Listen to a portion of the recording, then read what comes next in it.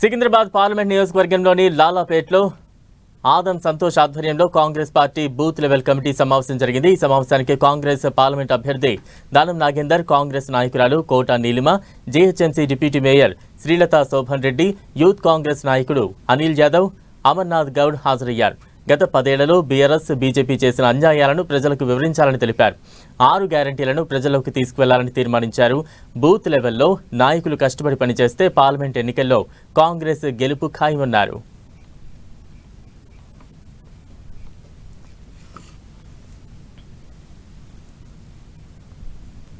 సామాజిక సేవ ప్రోగ్రామ్స్ అట్టగొట్టలో చేశాను, తార్నాకలో చేశాను, సీతాపల్లిలో చేశాను, బౌద్ధ నగర్లో చేశాను।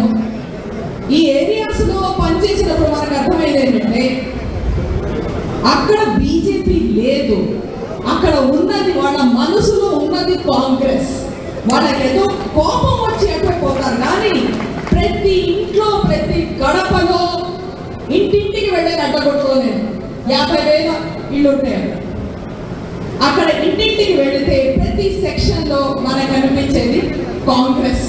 సో ఇందాక డివిజన్ ప్రెసిడెంట్స్ చెప్పినట్టు నెక్స్ట్ 30 రోజుల్లో మనం చేయాల్సింది నా ఉద్దేశంలో సికింద్రాబాద్లో ఏంటంటే ఆ ఇంటింటికి వెళ్ళి ఆ కాంగ్రెస్ దీపం ఏదైతే ఆ ఇంట్లో ఉందో దాన్ని మళ్ళీ వెలిగించాలి।